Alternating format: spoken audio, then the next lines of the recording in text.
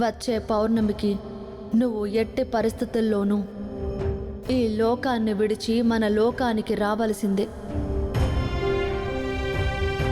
ఈరోజు పౌర్ణమి. ఈ పౌర్ణమి పూర్తయ్యేలోపు జగన్మాత చెప్పిన విధంగా నేను ఈ ఇంటి నుంచి బయటికి వెళ్ళిపోవాలి. నాకున్న సమయం అయిపోయింది.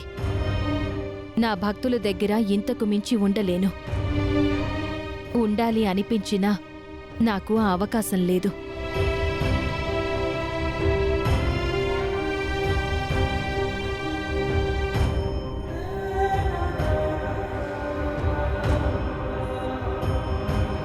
గౌరమ్మా,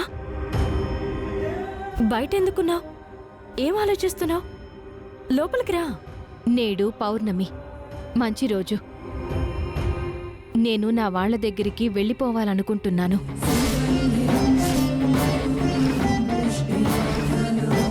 నీకెవరున్నారని వెళ్ళిపోతానంటున్నావు?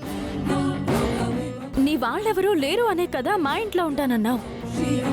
జగమంతా నా కుటుంబమే కదావని.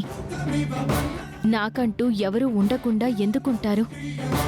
నా ప్రయాణంలో మీ వంటి వారు ఆత్మీయులవుతూ ఉంటారు, బంధువులవుతూ ఉంటారు, విడదీయరాని బంధం అవుతూ ఉంటారు.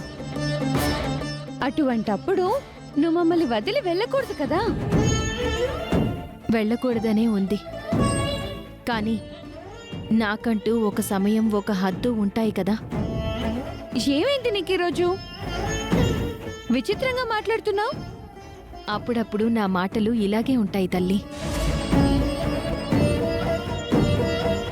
మరో 3 రోజుల్లో పెళ్ళుంది. ఇప్పటి వరకు నాకు సాయంగా ఉండి ఇప్పుడు వెళ్ళిపోతానంటావేంటి? కుదరనే కుదరదు. నువ్వు మమ్మల్ని విడిచి వెళ్ళడానికి వీల్లేదంతే. నిన్ను వెళ్ళనివ్వం, ఇంట్లోనే బంధించేస్తాం. నన్ను బంధించడమా?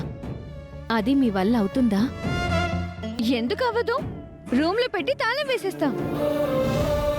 అవునా? చూద్దామైతే. సడన్ గా ఇలాంటి నిర్ణయానికి ఎందుకు వచ్చావో అర్థం కావడం లేదు. ఏమీ అనుకోకండి, నా కారణాలు నాకుంటాయి కదా. నేను మీ ఇంటికొచ్చినప్పుడు నా అంతట నేనే వచ్చాను. వెళ్ళేటప్పుడు కూడా అలాగే వెళ్ళిపోతాను. కానీ నేను ఎక్కడున్నా నా చూపు మీపై ఉంటుంది. నా మనసు మీ మంచి కోరుతుంది. ఏదో విధంగా మీకు సహాయం చేస్తూనే ఉంటాను. నువ్వు మాకు సహాయం చేయడానికే మాతో ఉండాలనే స్వార్థం మాకు లేదు.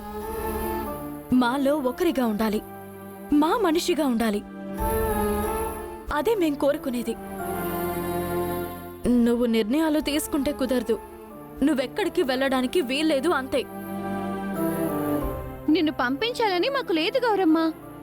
పౌర్ణమి దాటిన మరుక్షణం నేను ఇక్కడ ఉండకూడదు, అదంతే. మేం నిన్ను వెళ్ళనివ్వం, అంతే. లోపలికి రా. పదర్చన, పదండి. రా.